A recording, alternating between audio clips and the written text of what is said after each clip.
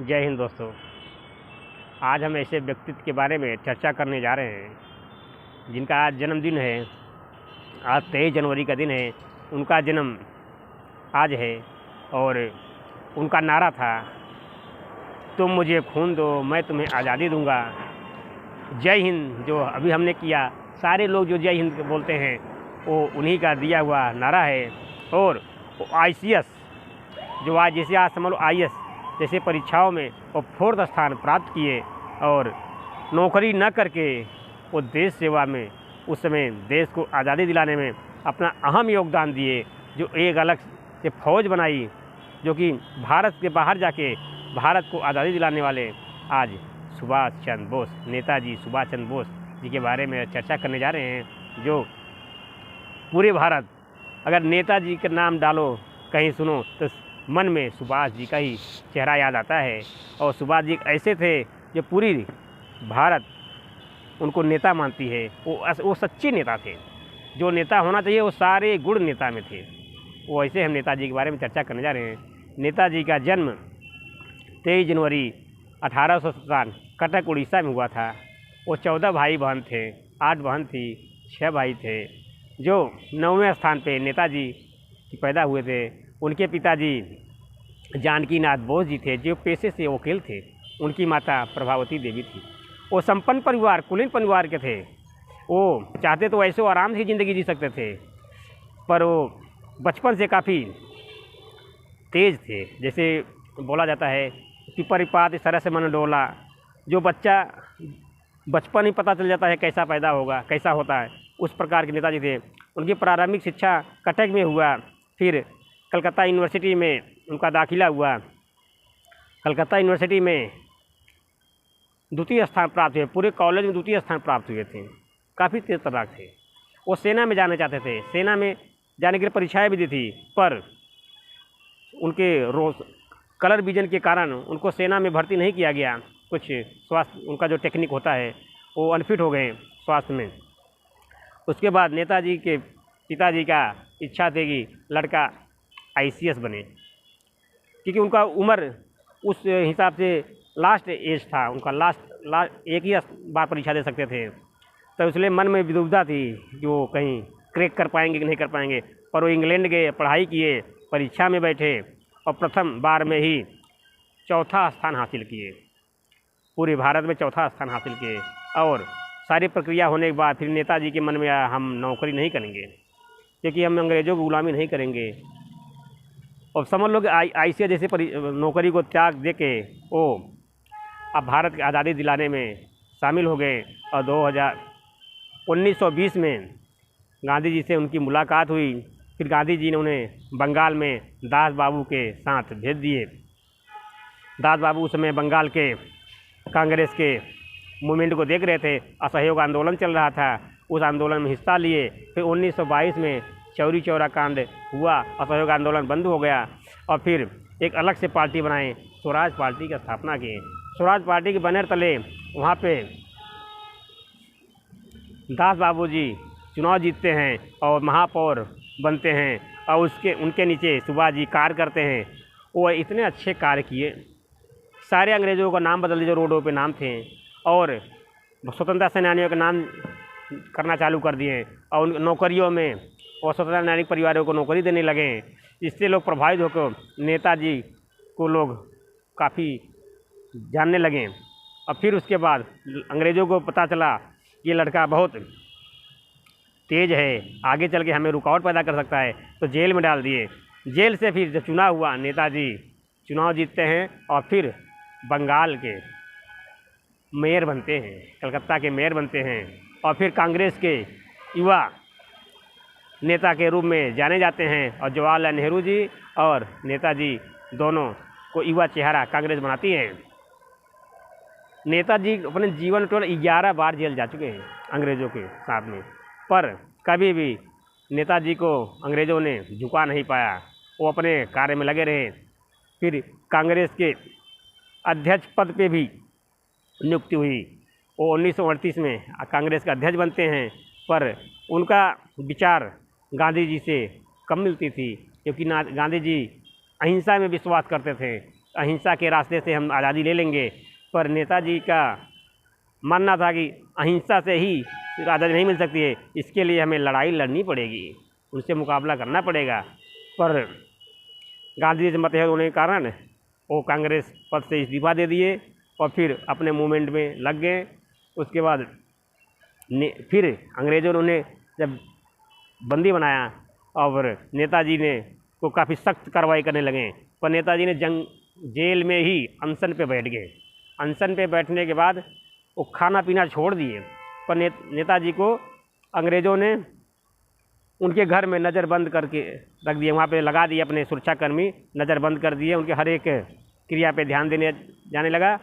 फिर उसके बाद नेताजी ने मौन व्रत और ध्यान का एक रूप बनाते हैं और पर्दे में रहते हैं और 15 दिन तक बोले थे कि मैं ध्यान रहूँगा और मौन व्रत रहूँगा। वहाँ पे पठान का रूप पकड़ के काबुल गए। काबुल में कम्युनिस्ट के सहायता से वहाँ पे रहे 55 दिन तक रहे। वो रूस जाना चाहते थे, वहाँ पे अपना मूवमेंट चलाना चाहते थे, पर वो रूस के एम्बेसी से उनका मुलाकात नहीं हो पाई, बात नहीं बनी। तो इत्तेफाक से वो जर्मन के एम्बेसी से मुलाकात बात हुई और फिर वो जर्मन चले गए।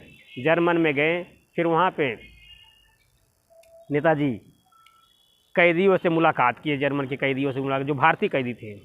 पर उनको देखा कि आपको मरना यहाँ पे भी है कैदी बन के, इसलिए आप हमारे मूवमेंट में शामिल हो जाओ। फिर उन लोगों को मदद से नेताजी ने आज़ाद हिंद फौज की स्थापना की जर्मन में, और उनको एक आशा जगाई कि आप लड़ाई लड़ो, भारत देश आज़ाद होगा। उनकी आशा बनी। और फिर उसी समय नेताजी के सामने एक समस्या आ गई कि द्वितीय विश्व युद्ध शुरू हो गया। द्वितीय विश्व युद्ध शुरू होने के बाद जर्मन ने रूस पे अटैक कर दिया था। अब उनका मूवमेंट वहाँ पे नहीं चल सकता था, तो जर्मन के तानाशाह हिटलर से मुलाकात किए। हिटलर ने बोला आप हवाई जहाज़ से भी नहीं जा सकते, रेलवे से भी नहीं जा सकते क्योंकि बहुत खतरा है। इसलिए हिटलर ने उन्हें सबमरीन, जैसे पनडुब्बी बोलते हैं, समुद्र के रास्ते से वो एशिया जापान चले गए। इसमें हिटलर का भी सहयोग था। उसके बाद वहाँ पे रास बिहारी बोस जी से मुलाकात हुई। वो भी अपना एक अलग संगठन बना के, सेना बना के इंडिया को आज़ादी कराने के लिए एक मूवमेंट चला रहे थे। पर रास बिहारी बोस जब सुभाष जी से मिले तो अपना मूवमेंट सुभाष जी के सम्मिलित कर दिए, उन्हें अपना नेताजी मान लिए। फिर वहाँ से सुभाष जी अपना सेना बनाते हुए, लड़ाई लड़ते हुए, जापान का भी सहयोग था, खाद्य पदार्थ, क्योंकि सब जो भी सेना बनाते थे हर देश के कानून के तहत बनाते थे। उसके बाद जब वहाँ पे लड़ाई छेड़ दिए चारों तरफ, कोहिमा, उसके बाद लक्षद्वीप, उसके बाद अंडमान निकोबार जो भी थी, मिजोरम, चारों तरफ से सेनाओं को टुकड़ी खड़ा कर दिए। और पहली बार महिलाओं को भी सेना में स्थान दिए नेताजी। जो लक्ष्मी स्वामीनाथन जी उसकी हेड कमांडर थी, उनकी मदद से महिलाओं को भी सेना में, के बोले कि बिना महिलाओं की आज़ादी अधूरी है, अपने मूवमेंट में शामिल किए। अब फिर उनको लेके लड़ाई लड़ना शुरू कर दिए। उसके बाद वो वायुयान से हमला करने लगे अंग्रेज, आज़ाद हिंद सेना पे वायुयान से भी हमला करने लगे। उसके बाद फिर नेताजी के खाद्य पदार्थ भी कम हो गए और गोला बारूद भी कम हो गए। अब काफ़ी वो संकुचित हो गई मात्रा में। फिर उनको पता भी चल गया कि नेताजी की सेनाएं कहाँ हैं, तो नेताजी फिर एक अलग योजना बनाई, गोरिल्ला युद्ध भी शुरू कर दिए। गोरिल्ला छुप छुप के मारना।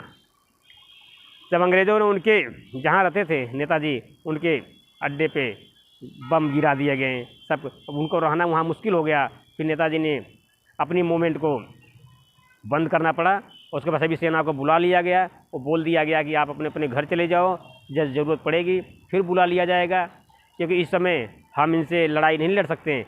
उस समय काफ़ी 11 देशों ने अस्थायी सरकार बनाने के लिए नेताजी को बोल दिया था, अस्थायी सरकार बना सकते हो आप। पर नेताजी का मानना था मुझे स्वतंत्र भारत चाहिए, पूरी भारत चाहिए हमें, क्योंकि 11 देशों ने उन्हें मान्यता भी दे दी थी नेताजी को।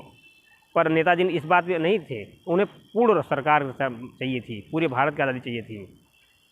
महिलाओं को भी असुरक्षित न हो, इसलिए नदी क्रॉस करा के रस्सी पकड़ा के किसी तरीके से, क्योंकि अंग्रेज़ों को हाथे लग जाएंगे, उनके साथ दुर्व्यवहार होगा, उनको सबको अपने अपने घर पहुंचा के फिर नेताजी अपना फिर विमान पकड़ के जापान जाने लगे। पर 18 अगस्त 1945 को विमान क्रैश हो गया, ऐसा लोग बताते हैं। तो जापान के लोगों को मानना है 18 अगस्त 1945 में नेताजी शहीद हो गए थे, पर भारतीयों को अभी तक कोई ऐसा प्रमाण नहीं मिला है जिसे वो शहीद हुए हैं। अभी तक उनके कोई बॉडी नहीं मिली थी, पर भारतीयों को मानना है नेताजी अभी भी जीवित हैं, भेष बदल के रह रहे हैं। और नेताजी की पत्नी जो थी, उनकी मुलाकात ऑस्ट्रेलिया में हुआ था, और एक टाइपराइटर थी।